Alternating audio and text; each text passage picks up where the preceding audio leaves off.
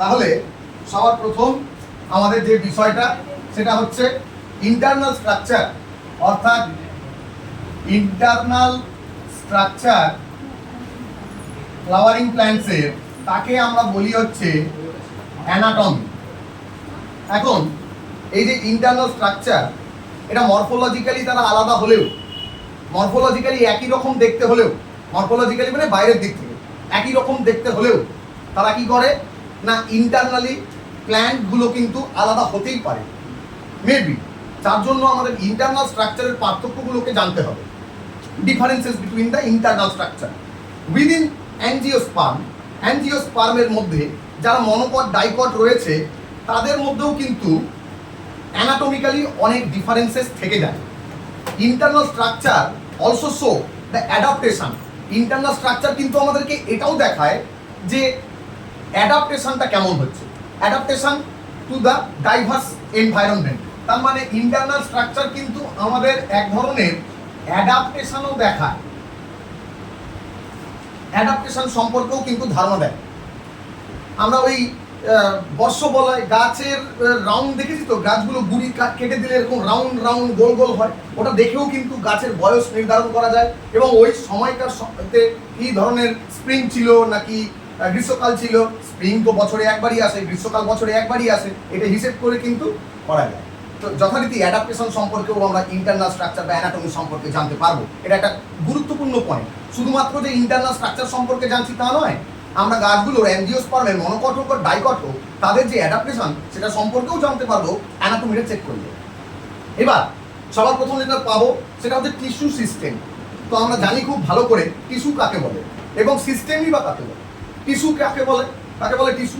Tissue হচ্ছে যারা একই রকম কাজ করে, অর্থাৎ যারা উৎপত্তিগতভাবে মানে স্ট্রাকচারালি এবং যারা ফাংশনালি কেমন হবে না একই রকম কাজ করবে, তাদের সেই সমস্ত কোষের টোটালটাকে বলবো হচ্ছে টিস্যু। আর এই টিস্যুগুলো মিলিয়ে যে সিস্টেম তৈরি করবে তাকে আমরা বলবো হচ্ছে টিস্যু সিস্টেম। এখন এই যে আমাদের লোকেশন এবং তাদের যে structure, on the basis of the structure and the location, অর্থাৎ স্ট্রাকচার এবং লোকেশনের উপর ডিপেন্ড করে আমরা কিন্তু কি করতে পারি, টিস্যু সিস্টেমকে তিনটে ভাগে ভাগ করতে পারি। কি কি টিস্যু সিস্টেম? একটা হচ্ছে এপিডার্মাল টিস্যু সিস্টেম। তাহলে আমরা টিস্যু সিস্টেম, আমার হাতে একটু অসুবিধে হচ্ছে যার কারণে ব্যাকারটা হয়ে যাচ্ছে, প্লিজ অ্যাডজাস্ট।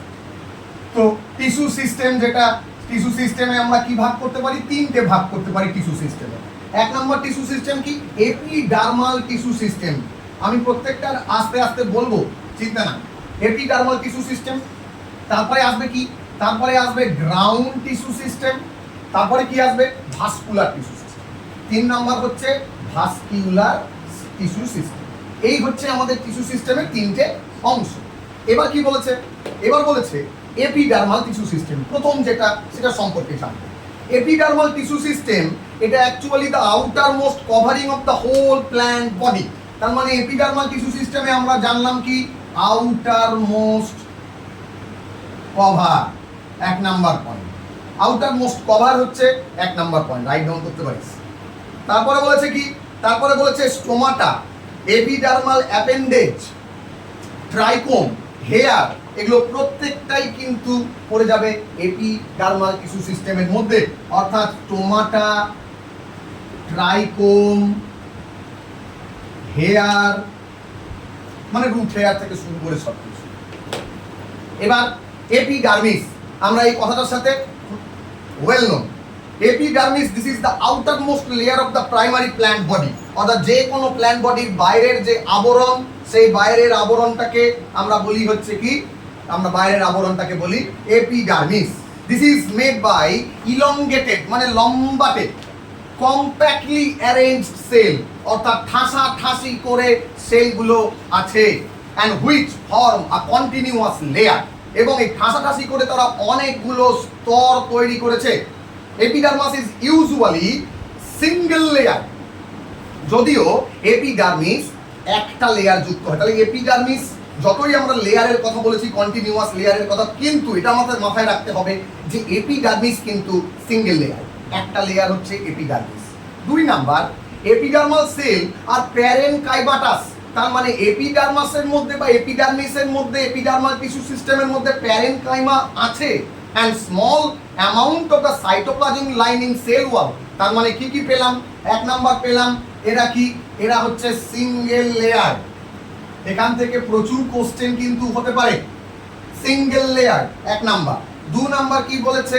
এরা প্যারেনকাইমাটাস, তার মানে এখানে প্যারেনকাইমা আছে। তিন নাম্বার কি বলেছে? তিন নাম্বার বলেছে small amount of cytoplasm lining cell wall, তার মানে স্মল অ্যামাউন্ট অফ সাইটোপ্লাজম আছে। তাহলে স্মল অ্যামাউন্ট অফ সাইটোপ্লাজম আছে। আর কি বলেছে না সেল ওয়াল ও পাবো, তাই তো? Lining of a cell wall small amount and with a large vacuole, অর্থাৎ ভ্যাকুওলও এদের মধ্যে একটা বড় সাইজের ভ্যাকুওল আছে। তাহলে এতগুলো পয়েন্ট কিন্তু আমরা পেলাম এপিডার্মিস বা এপিডার্মাল টিস্যু সিস্টেমের মধ্যে। এবার একটু ভিতরেরটা গেল। এবার যদি বলে আউটসাইড অফ দ্য এপিডার্মিস, তাহলে এপিডার্মিসের বাইরের দিকটা কি হবে? The outside of the epidermis are often কখনো কখনো কভার্ড উইথ আ ওয়াক্সি লেয়ার, মানে একটা মোম জাতীয় পদার্থের আবরণে আবৃত থাকে, যাকে আমরা কিউটিকল বলি। তার মানে outside of the epidermis are covered with cuticle, and the cuticle is the waxy layer and thick layer, আর যথেষ্ট মোটা লেয়ার। which prevent, তাহলে কি করে? what is the function of the cuticle? Question যদি আসে এখান থেকে যে what is the function of the cuticle? function of the cuticle is to prevent the water loss, অর্থাৎ জলের লসটাকে কমানো, ট্রান্সপিরেশন রোধ করে। এবার বলেছে কিউটিকল কিন্তু রুটস এর মধ্যে দেখতে পাওয়া যায় না। তাহলে কিউটিকল কোথায় দেখতে পাওয়া যায়? রুটস এর মধ্যে দেখতে পাওয়া যায় না, দেখা যায় কোথায়? তাহলে কিউটিকল তাহলে দেখতে পাওয়া যায় স্টেমে, কাণ্ডের মধ্যে পাওয়া যায় তো। আচ্ছা, পাতার মধ্যেও কিউটিকল লেয়ার থাকতে পারে, তার মানে রুটসে নাই, কাণ্ডে এবং পাতাতে থাকবে। আচ্ছা, স্টোমাটা, এইটা নিশ্চয়ই আমরা শুনেছি পত্ররন্ধ্র। Stomata the structure present in the epidermis of the leaves, তার মানে পাতার বাইরের যে আবরণ তাকেও পাতার এপিডার্মিস বলি। সেই পাতার এপিডার্মিসের মধ্যে কিন্তু স্টোমাটা ছিদ্র আছে। এবং এই স্টোমাটাটা দেখতে কেমন হয় অ্যাকচুয়ালি? না, স্টোমাটাটা দেখতে হয় এরকম,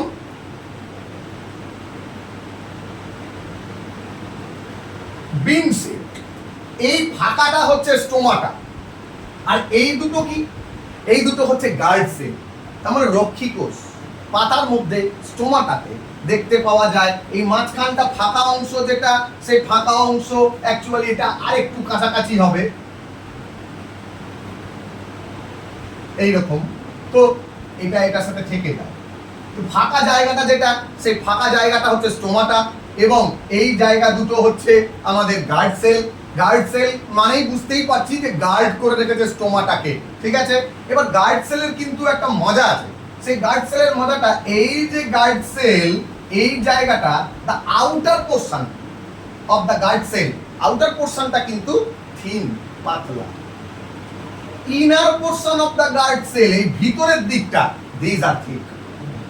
ভিতরের দিকটা মোটা, বাইরের দিকটা পাতলা। পর্দাটা, গার্ড সেলের পর্দা। কেন এটা হয়েছে বলছি তার কারণ।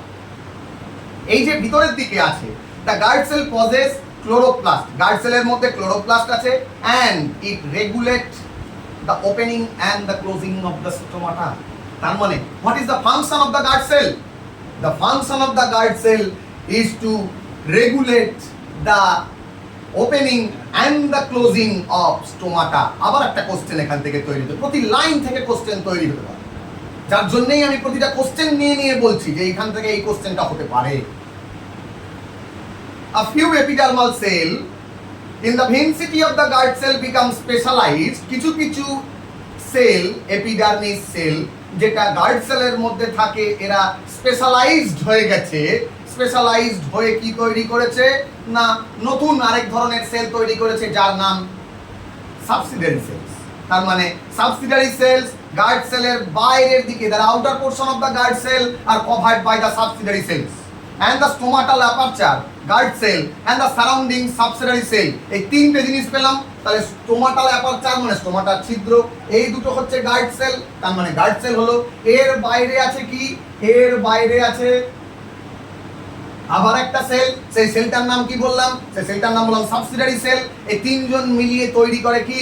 Stomatal aperture. তাহলে 1 2 and 3, এই তিনটা মিলিয়ে তৈরি করেছে স্টোমাটাল অ্যাপারচার। তাহলে স্টোমাটাল অ্যাপারচার কনসিস্ট অফ কি কি নিয়ে স্টোমাটাল অ্যাপারচার তৈরি হয়েছে? গাইড সেল, স্টোমাটাল অ্যাপারচার মানে স্টোমাটাল পোর, আর কি সাবসিডিয়ারি সেলস। তার মানে এই তিনটে জিনিস দিয়ে তৈরি হয়েছে স্টোমাটাল অ্যাপারচার। আবার একটা কোশ্চেন, এবার কি বলেছে, কখনো কখনো স্টোমাটা কিন্তু কারো কারো ক্ষেত্রে একদম যে মানে গাইড সেলটা কারো কারো ক্ষেত্রে এরকম বিন শেপ হবে তা নয়, কখনো কখনো গাইড সেলটা ডাম্বেল শেপও হতে পারে, ডাম্বেলের মতো, মানে দুদিকটা গোল গোল, মাঝখানটা লম্বা। ঠিক আছে? The cell of the epidermis bear the number of hairs. তার মানে এপিডার্মিস সেলের মধ্যে অনেকগুলো চুলের মতো অংশ রয়েছে, hair, root hair. The root hair, এক্ষুনি চলে আসলো, the root hair is unicellular elongation of the epidermal cell and help to absorb water and minerals from the soil. তার মানে রুট হেয়ার কি কাজ করে না, রুট হেয়ার ইলংগেটেড, লম্বাটে হয় এবং সেটা বাস্তবে জল এবং জলে দ্রবীভূত খনিজ লবণ যেগুলো রয়েছে সেগুলোকে অ্যাবজর্ব করতে সাহায্য করে। এর বাদ দিয়েও ট্রাইকমসের কথা আমি বলেছি, যে স্টোমাটার কথা বললাম, স্টোমাটার কথা বলেছি, হেয়ারের কথা বললাম, হেয়ারের কথা বলা হয়েছে, এবার ট্রাইকম চলে এসেছি, এপিডার্মালের মধ্যেই তো আছে। এবার ট্রাইকোমে কি বলেছে?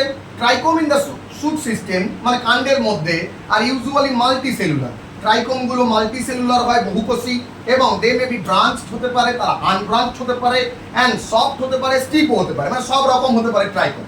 তার মানে ট্রাইকোম আর ডিফারেন্ট, ট্রাইকোম শক্ত হতে পারে, ট্রাইকোম নরম হতে পারে, ট্রাইকোম ব্রাঞ্চড হতে পারে, ট্রাইকোম আনব্রাঞ্চডও হতে পারে। দে মে ইভেন বি সেক্রেটারি, এবং কখনো কখনো ট্রাইকোম থেকে কিছু ক্ষরণ পদার্থ বেরাতে পারে। দ্য ট্রাইকোম বাস্তবে preventing the water loss due to the transpiration, অর্থাৎ ট্রাইকোমেরও কাজ কিন্তু ওয়াটার লসকে কমানো, মানে রিডিউস করে দেওয়া, ট্রান্সপিরেশনের সময় যাতে বেশি জল বেরিয়ে না যায়। তাহলে আমরা এপিডার্মাল সেল সম্পর্কে জানলাম। এবার এপিডার্মাল সেলের পরে কি আছে? এপিডার্মাল সেলের পরে আছে হচ্ছে আমাদের 2 নাম্বার, সেটাকে আমরা বলি গ্রাউন্ড টিস্যু সিস্টেম। তো গ্রাউন্ড টিস্যু সিস্টেম খুব অল্প। গ্রাউন্ড টিস্যু সিস্টেম হচ্ছে all tissue except the epidermal tissue system and the vascular tissue system are known as ground tissue system. তার মানে এইটা আর এইটা বাদ দিয়ে বাকি যে সমস্ত টিস্যু সিস্টেমটা রয়েছে সেগুলো গোটাটাই পড়ে যাবে গ্রাউন্ড টিস্যু সিস্টেমের মধ্যে। এখন ground tissue system consist of ground tissue, ভূমি কলা। This consist of simple tissue such as parenchyma, chlorenchyma, sclerenchyma. তার মানে এখানে what is the main difference between